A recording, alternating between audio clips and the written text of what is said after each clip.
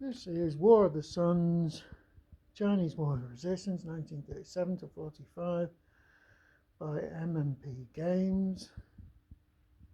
We are currently looking at the situation at the end of turn 9, which is autumn 1939. It's actually the 10th turn of the campaign game because there is a turn 0.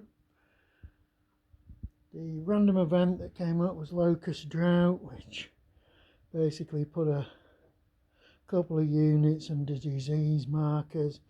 Never did any. There was no activity in that area anyway because it's quite a remote area, Fujian, and nobody bothered doing any fighting there. The most significant event was the Japanese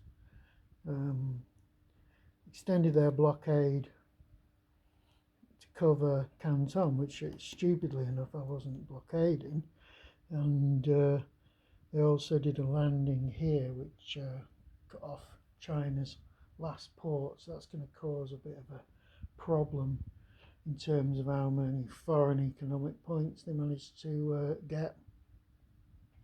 The main theatre of activity this time has been around this area to the west of Shanghai, near Nanking. Japanese have concentrated all their offensives in this area, and they made a little bit of ground, gained a little bit of ground, but they're up against pretty much the cream of the nationalist army here. And if you look at these third string Japanese divisions, they're only slightly better than the best Chinese divisions. So Japan's suffering from the fact they haven't got many command points. They're only generating 8 command points. They're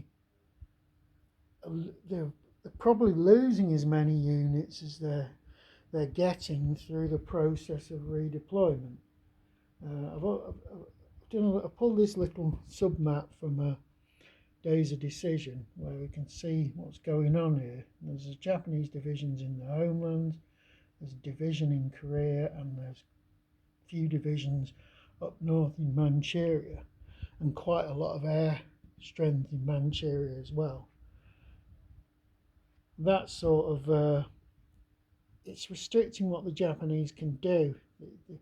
They haven't really got enough units to cover all the ground. They've also got the problem the guerrilla wars started up.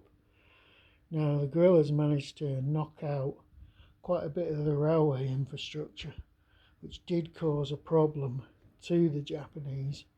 Nothing severe, but it meant a lot of these units coming in here in southern Manchuria couldn't really deploy into the China theatre correctly.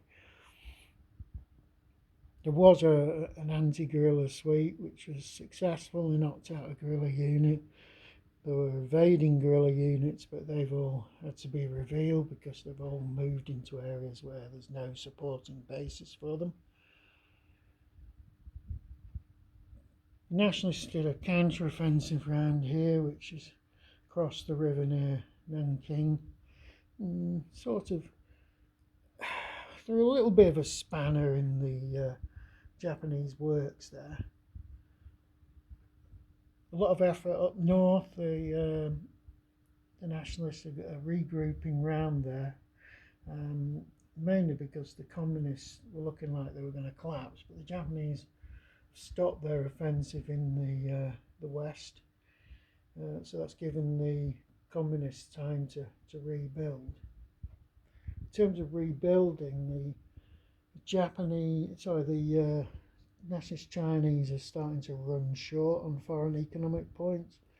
There's quite a big stockpile of them, so they're low on FEPs and they're low on domestic economic points.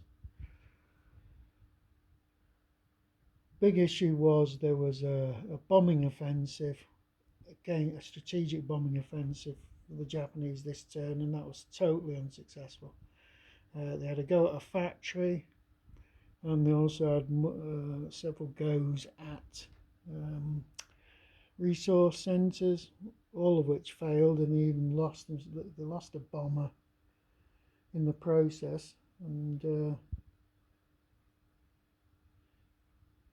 that is the second turn on the row where they haven't really achieved much with their bombers. The thing with these bombers, there is Chinese Air Force elements around, but they're very weak and they're concentrated in a couple of areas. So the air war didn't go particularly well for the nationalists. They lost their only bomber force, but they've managed to repair it. Well, to replace it. So because there was no real change in the status quo, although the Japanese made good gains down in the sort of Nanking area, they didn't capture any strategic or objective hexes.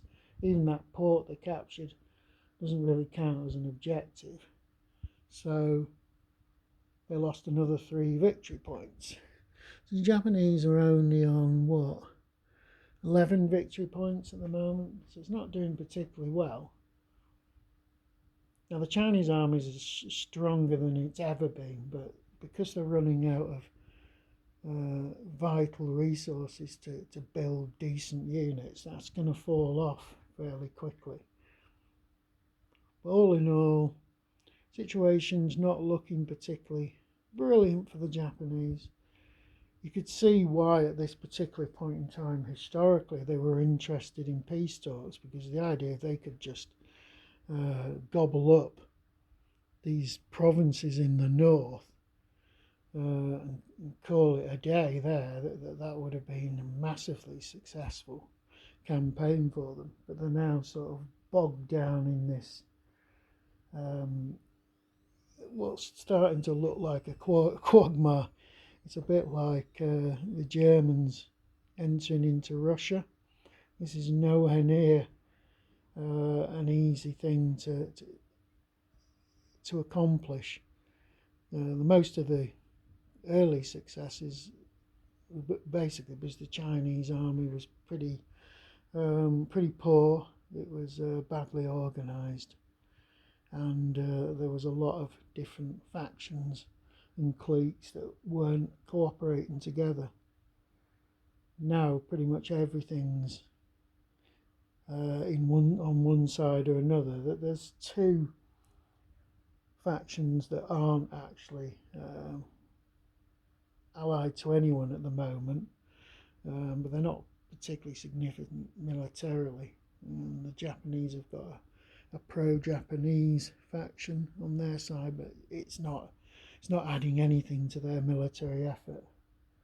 So that pretty much sums up what happened. I'll do.